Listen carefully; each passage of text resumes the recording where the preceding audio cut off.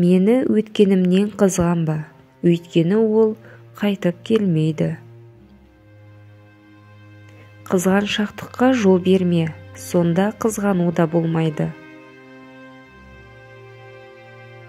Қызғаныш махаббатпен бірге туады, алайда махаббатпен бірге өлмейді.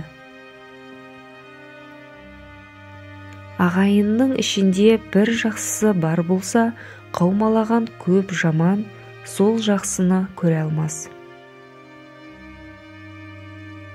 Надандар білімді адамды көре алмайды. Көре алмаушылық жүректегі у. Өзіңе тілемеген жамандықты басқаға да тілеме. Өзіңе істеген жақсылықты басқадан қызғанба. Қызғаныш пен қорқыныш адамның ең жаман қасиеттері. Қызғаныш адамға достары мен таныстарының кірісін сынатқызса, қорқыныш адамды үмітсіздікке жетелейді. Көре алмаушылық, бақталастық екі туып, бір қалғаныңда да болады. Осыны ойлағанда, менің жетістігіме неге қуанбады, деп өзгелерге өкпелеу ақымақтық емес пе?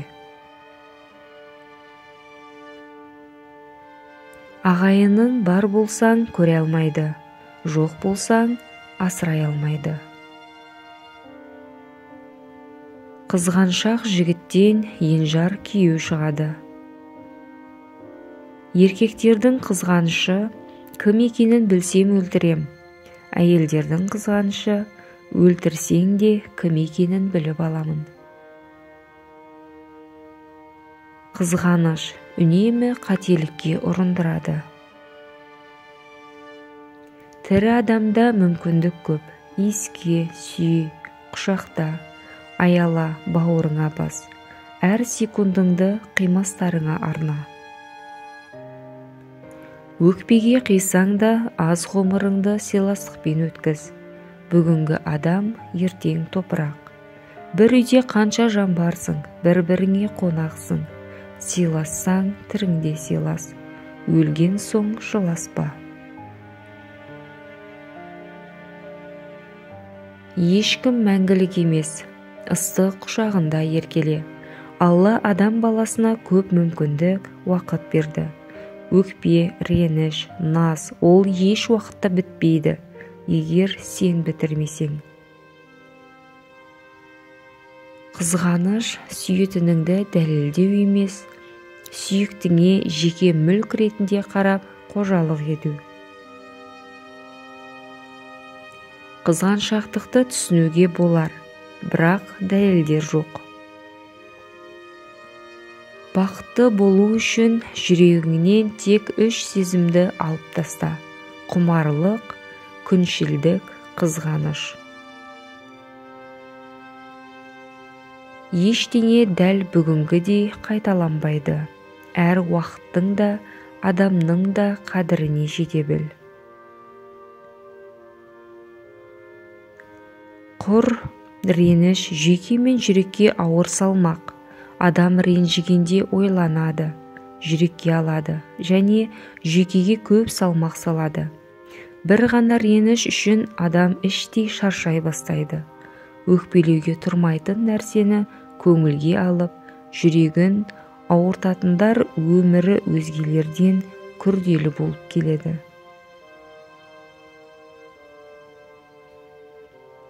Болмашыға ренжи салатын адамдар бара-бара өз құнын жоғалта бастайды. Қайта-қайта кешірім сұраудан да шаршайтындар бар. Кез келген нәрсеге өкпелей беретін адамдар көпке ұнай бермейді. Біреуге ренжіген адамның өмірге де өкпесі көп болады. Мұндай адамдардың санасында өмірге деген махаббат болмайды. Жігіттер шын сүйсе қызғанады, қыздар сүймесе де қызғанады. Қызғаныш сүйгеніңе сенімсіздік таныту емес, сүйгеніңді жоғалтып алудан қорқу. Қызғаныш құрт ауруы, мыс қазанда қайнайтын азап оты. Қызғаншақтар үнемі дүрбімен қарайды. Ол кішкентай нәрсенің үлкен нәрсеге, ергежейлілерді алыптарға, жорамалды шындыққа айналдырады. Қызғаныш күмәнмен қоректенеді. Күмән сенімділікке айнала бастаған сәтте ол не өледі, не долылыққа айналады. Қызғаншақтық кең дүниені тар еткізетін кесел. Өз мінезіңнен өзі құса болған қайғыдан жаман қайғы жоқ. Ол адамды іштей жегідей жейді. Бір кездегі денелі салмақты жас жігіт енді күжіреген, қас-қабағы түнерген, ашулы кісіге айналады. Билікке ұмтылушылық пен үстемдік бар жерде қызғанышқа да орын табылады. Өз тағдырына риза болмағандар басқаның бақытын қызғанады. Өзіңмен өзіңше дұрыс өмір сүріп жүрмін дегенмен біреуге жағасың, біреуге жақпайсың.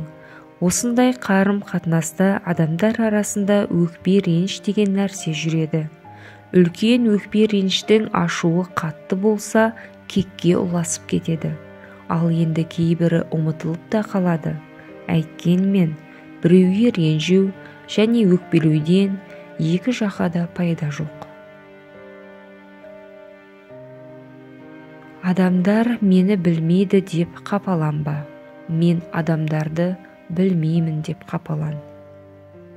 Өкпе мен ренішке құмар адамдардың шекарасына адам жақындауы қауіпті. Өйткені олар көп нәрсеге өкпе артып, табан астында ренжи салуға әдеттенген. Олармен қарым-қатынас жасауда көбі шорқақ келеді. Ренжу – бос кеткен уақыт. Ренжуге кеткен бос уақытта сіз бірнеше игі іс жасап үлгересіз.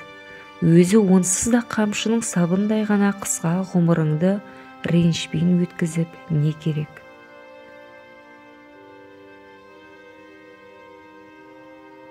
Реніш пен өкпенің адамдар мен олардың қарым-қатынасында бұдан да көп әсері бар. Адамдардың мінезі мен қылығына қынжылсаңыз түсінікті жайт. Бірақ адам болмысын ренішпен түзете алмайсыз ғой. Іштарлық, қызғаншақтық, көреалмаушылық, адамның өзгелердегі қол жеткізген жақсылықты қабылдай алмау сезімі. Қызғаныш, ашумен білінетін, сосын кекке айналатын ызалану сезімінің нәтижесі. Ол жақсылықтың барлығын жалмайды. Бұрынғы өткен ғұламалар көреалмаушылық аспандағы ең алғашқы жасалған күнә. Ібіліс Адам алейхиссалам пайғамбардың мәртебесі мен дәрежесіне іштарлық етті.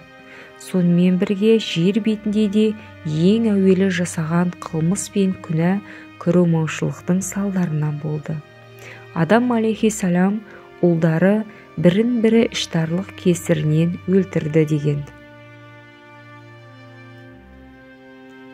Адам өзіне көңілі толмаған сәтте еріксіз өзін басқа біреумен, жағдайы өзінен көш ілгері деп ойлайтын жандармен салыстырады.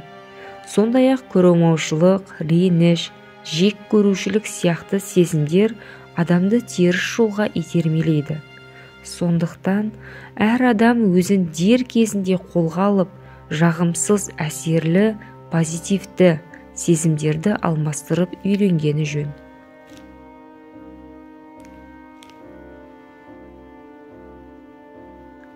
Тілімізді ғайбаттан сақтау үшін егер бар болса, қызғаныш ауруын анықтап, оны емдеу жолын қалыптастыру керек. Бұл емдеу ісіне қаншалықты табысты болсақ, ғайбат мәселесіне де соншалықты оң нәтижеге қол жеткіземіз. Каналыма тіркеліп өтіңіз. комментарияға өз пікіріңізді қалдырып өтіңіз. Сіздің әрбір қолдауыңыз мені шабыттандыра түседі. Пайдалы кеңеспен өз жақындарыңызбен бөлісуді ұмытпаңыздар.